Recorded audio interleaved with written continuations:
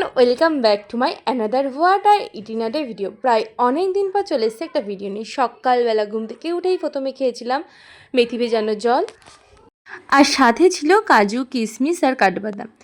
আর ব্রেকফাস্টে খেয়েছিলাম কচুরি তরকারি আর সঙ্গে ডিমের কষা। আর বোন মাধ্যমিকে ফার্স্ট ডিভিশনে পাশ করেছে বলে ওকে বাড়িতে এসে একজন ফুল চকলেট দিয়ে গেছিলো। আর তারপরেই খেয়েছিলাম লিচু। এই লিচুগুলো দারুণ মিষ্টি ছিল। আর ওই বললাম না বোনকে লজেন্স দিয়েছিলো, সেখান থেকে বোন আমাকেও একটু টেস্ট করতে দিয়েছিলো। লজেন্সটা বেশ ভালো ছিল, অরিও ফ্লেভারে কিছু একটা ছিল। লাঞ্চে ছিল ভাত, বাঁধাকপি, চিপস, ডাল, চুনো মাছের চচ্চড়ি, পমফ্রেট মাছ, আরও অনেক কিছু ছিল, আমি সেগুলো খাইনি। আর সঙ্গে ছিল চাটনি।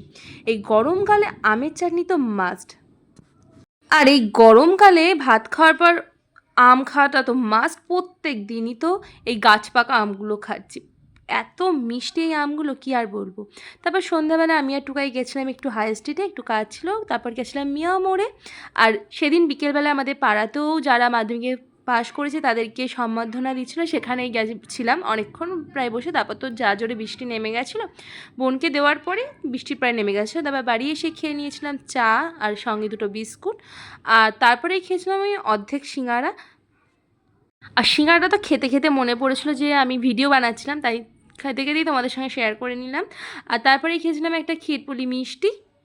কাল তো ছিল জেঠুর বার্থডে, তাই রাত ওই 10:30-11টার দিকে জেঠু দোকান থেকে এসে কেক কেটেছিল। তারপর তো আমরা একটু কেক খেলাম। তারপরে এই ডিনারের জন্য ছিল চিকেন পকোড়া, সঙ্গে ভাত, চিকেন কষা আর স্যালাড আর চিপসও ছিল।